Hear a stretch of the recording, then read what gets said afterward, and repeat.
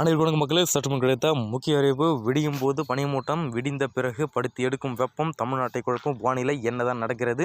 So இதெல்லாம் எதனால் காரணமாக நடக்கிறது? ஸோ இதுக்கப்புறம் வானிலை எப்படி இருக்க போகுது?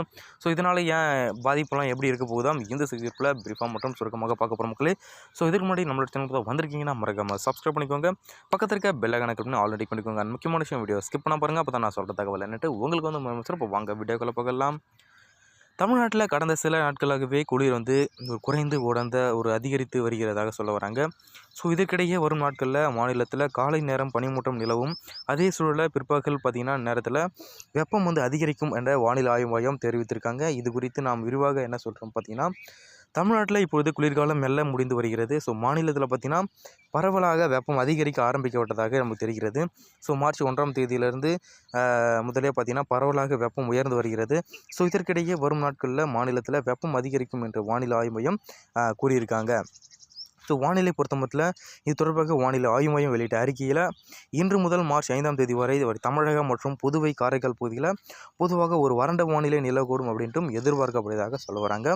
ஸோ அதே போல் பார்த்திங்கன்னா ஒரு மார்ச் 6ஆம் தேதிக்கு பிறகு அதுவும் பார்த்திங்கன்னா மேற்கு தொடர்ச்சி மலை மாவட்டங்களில் ஓரிரு இடங்களில் லேசான மழை வந்து பெய்யக்கூடும் அப்படின்ட்டும் எதிர்பார்க்கப்படுவதாக சொல்ல வராங்க. ஸோ ஏனைய தமிழகம் மற்றும் புதுவை காரைக்கால் பகுதியில் ஒரு வறண்ட வானிலை நிலவக்கூடும் அப்படின்ட்டும் சொல்ல வராங்க.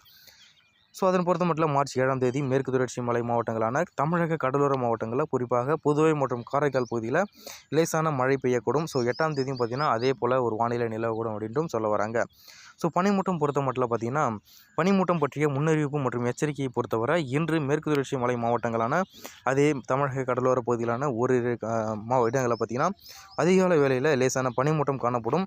ஸோ நாளை முதல் மார்ச் 5ஆம் தேதி வரை இந்த பனி வந்து ஒரு நீடிக்கும் அப்படின்ட்டும் எதிர்பார்க்கப்படுவதாக சொல்ல வராங்க.